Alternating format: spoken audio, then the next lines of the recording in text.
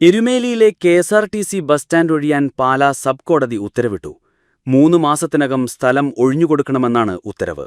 ഇതോടെ സ്ഥലത്തിന് വാടക വാങ്ങിക്കൊണ്ടിരുന്ന ദേവസ്വം ബോർഡും സ്ഥലം കൈവശം വച്ചിരിക്കുന്ന കെ.എസ്.ആർ.ടി.സിയും സ്ഥലത്ത് ജനകീയാസൂത്രണ പദ്ധതിയിൽ കെട്ടിടം നിർമ്മിച്ചുകൊടുത്ത എരുമേലി പഞ്ചായത്തും വെട്ടിലായിരിക്കുകയാണ്. സ്ഥലത്തിന്റെ യഥാർത്ഥ ഉടമ എരുമേലി വികസന സമിതി മുൻ പ്രസിഡന്റും പരേതനുമായ അഡ്വക്കേറ്റ് പി.ആർ. രാജഗോപാലാണെന്ന് ഇദ്ദേഹത്തിന്റെ ഭാര്യ തെളിവുകൾ ഹാജരാക്കി കോടതിയിൽ നൽകിയ ഹർജിയിൽ ദേവസ്വം ബോർഡ്, കെ.എസ്.ആർ.ടി.സി അധികൃതർ എന്നിവരുടെ വാദം കേട്ട ശേഷമാണ് കോടതി ഉത്തരവ് പുറപ്പെടുവിച്ചിരിക്കുന്നത്. 3 മാസത്തിനകം സ്ഥലമൊഴിഞ്ഞ് രാജഗോപാലന്റെ ഭാര്യയ്ക്ക് വിട്ടുകൊടുക്കാനാണ് ഉത്തരവ്.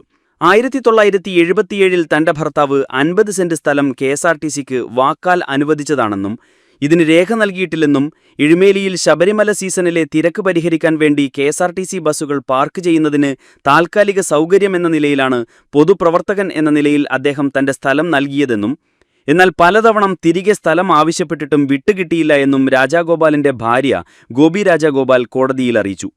അതേസമയം ഈ സ്ഥലം തങ്ങൾക്ക് പാട്ടവാടകയായി തിരുവിതാംകൂർ ദേവസ്വം ബോർഡാണ് നൽകിയതെന്നും വർഷം തോറും 1000 രൂപ വീതം പാട്ടത്തുക നൽകുന്നുണ്ടെന്നും ഇതിന് 2029 വരെ കാലാവധിയുണ്ടെന്നും കെ.എസ്.ആർ.ടി.സി അധികൃതർ കോടതിയിൽ അറിയിച്ചു.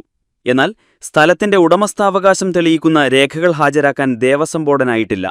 ഇത് മുൻനിർത്തിയാണ് സ്ഥലം വിട്ടുകൊടുക്കാൻ കോടതി ഉത്തരവിട്ടത്. സംസ്ഥാനത്ത് ജനങ്ങൾ നിർമ്മിച്ച ആദ്യ കെ.എസ്.ആർ.ടി.സി ഓപ്പറേറ്റിംഗ് സെന്ററാണ് എരുമേലിയിലേത്. ഇടയ്ക്ക് നഷ്ടമൂലം അധികൃതർ ഇത് പൂട്ടിയപ്പോൾ ജനങ്ങൾ ഒറ്റക്കെട്ടായി ദിവസങ്ങളോളം സത്യാഗ്രഹ സമരം നടത്തി സെന്റർ തുറന്നു പ്രവർത്തിപ്പിക്കുകയായിരുന്നു.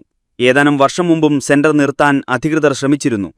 പഞ്ചായത്ത് അംഗങ്ങൾ ചേർന്നാണ് ഈ ശ്രമം തടഞ്ഞത്.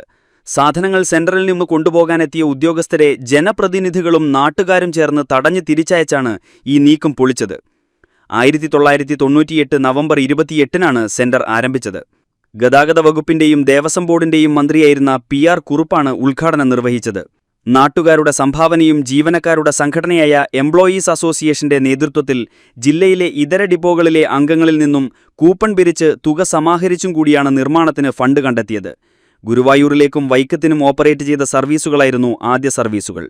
പിന്നീട് എരുമേലി ഗുരുവായൂർ ഫാസ്റ്റ് പാസഞ്ചർ ഉൾപ്പെടെ 3 സർവീസുകൾ ഫ്ളാഗ് ഓഫ് ചെയ്തു. കോവിഡ് കാലത്തിന് മുൻപ് 29 ഷെഡ്യൂളുകളാണ് ഓപ്പറേറ്റ് ചെയ്യുന്നത്. ശബരിമല സീസണിൽ പമ്പ സ്പെഷ്യൽ സർവീസിൽ മാത്രം 1.5 കോടി രൂപയോളമാണ് വരുമാനം നേടിക്കൊണ്ടിരിക്കുന്നത്. News desk, Malayali 24.